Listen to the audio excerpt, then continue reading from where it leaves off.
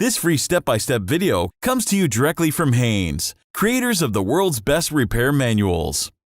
Fix your car or truck the right way with our accurate and reliable information at your side. You can complete more than 200 jobs on this vehicle when you purchase the complete online manual at Haynes.com. Spark plug replacement.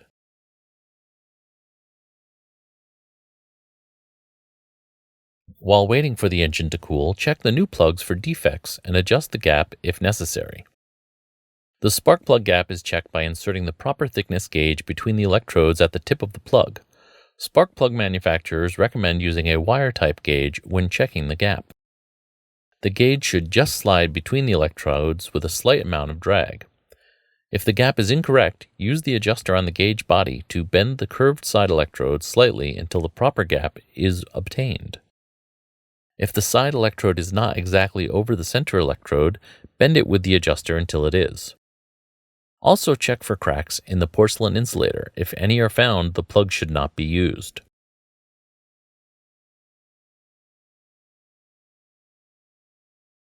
Open the driver's door and pull the trunk release lever, or depress the trunk release button on the rear of the trunk lid to open the trunk. Open the spare tire cover. Loosen the cable clamp nut, then disconnect the cable from the negative terminal of the battery. Open the door and pull the hood release lever, located just above the driver's side kick panel. Slide the hood safety latch to the left, then raise the hood upwards. Grasp the front of the cover and lift the cover up until the grommets in the cover are free of the ball studs, then remove it from the engine. Disconnect the electrical connector from the intake air temperature IAT sensor and loosen the hose clamp at the throttle body end. Loosen the air intake duct hose clamp at the air filter housing end, then disconnect the duct from the housing. The intake duct assembly is held in place by a rubber grommet and a ball stud. Disconnect the tube from the throttle body, then pull the duct bracket off the grommet.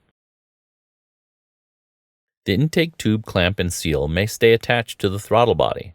If this happens, remove the seal and clamp from the throttle body and install it onto the end of the tube, aligning the locating tab and slot. Remove the air filter housing mounting bolts, disconnect the breather hose and remove the housing as an assembly. Release the vacuum hose retainers from the upper intake manifold.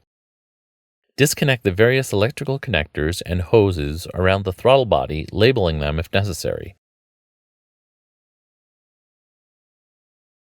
Disconnect the PCV hose. Release the wiring harness retainer from the bracket and move the harness out of the way. Remove the rear support bracket, upper mounting nuts. Release the harness retainer from the bottom of the bracket. Remove the rear support bracket lower bolt and move the bracket out of the way. Remove the nuts securing the AC line bracket, then move aside the AC line slightly. Loosen the side manifold support bracket lower mounting bolts.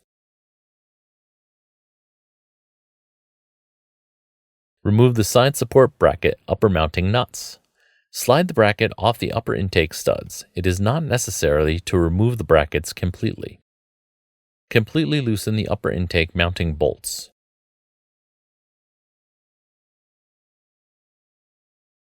Lift the upper intake assembly up and away from the engine, making sure nothing falls into the intake openings while the intake is removed. Remove gaskets from the lower intake manifold.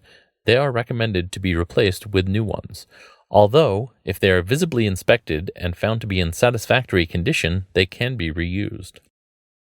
Cover the lower intake manifold openings with rags to prevent any debris from falling into the opening. Remove the sound insulator from the left side valve cover. Disconnect the electrical connector to the ignition coil. Loosen and remove the coil mounting bolt. Remove the ignition coil from the spark plug. Use compressed air to blow any debris out of the spark plug hole. Using a spark plug socket and an extension, remove the plug. Install the spark plug. It is a good idea to slip a short length of rubber hose over the end of the plug and use it as a tool to thread the plug into place, particularly if the cylinder head is made of aluminum. The hose will grip the plug well enough to turn it, but will start to slip if the plug becomes cross-threaded in the hole. This will prevent damaged threads and the accompanying repair costs. Apply a small amount of anti-seize compound to the threads of the plug before installing it. Screw the plug in as far as possible by hand. Tighten the spark plug with the spark plug socket to the specified torque setting.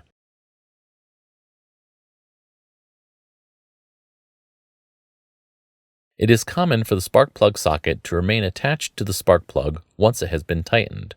Use a pair of needle nose pliers to retrieve the socket from the spark plug if necessary. It is a good idea to apply dielectric compound to the inside of the coil boot where it connects the spark plug. Install the ignition coil onto the spark plug. Install the coil mounting bolt and tighten it securely. Connect the coil electrical connector. Repeat this sequence for the remaining spark plugs. Remove the rags covering the lower intake manifold. Clean out the grooves with the gaskets removed and install new upper intake manifold gaskets. Install the sound insulator on top of the left side valve cover. Clean the mating surfaces of the upper intake manifold. Place the upper intake manifold onto the lower intake manifold, making sure the seals have not moved and the bolts are aligned with the bolt holes.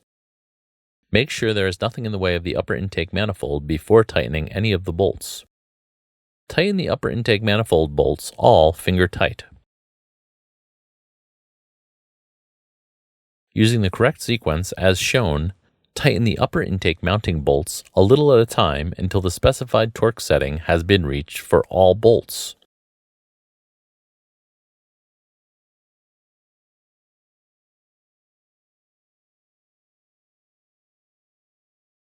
Install the side support bracket over the intake studs, then install the mounting nuts.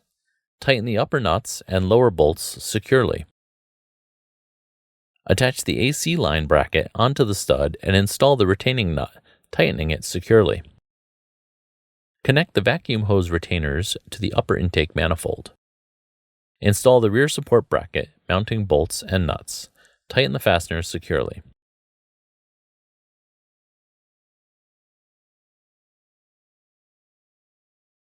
Attach the wiring harness retainers and connect the PCV and vacuum hoses. Connect the throttle body harness retainer, making sure the harness is routed correctly. Connect the electrical connectors and harness clips to the throttle body. Install the air filter housing assembly. Press the grommet on the housing into the body, connect the hose, and tighten the mounting bolt securely. Remove the grommet from the ball stud and install the grommet onto the intake duct support bracket. Connect the intake duct tube to the throttle body. Seat the support bracket grommet onto the ball stud. It may help to use a hammer and brass punch to carefully drive the grommet onto the stud. Connect the air intake duct tube to the air filter housing, then tighten the clamp. Also, tighten the clamp on the throttle body end. Reconnect the intake air temperature sensor electrical connector. Locate the 4 grommets on the cover and the 4 ball studs on the engine. Place the engine cover onto the engine and align the grommets with the ball studs.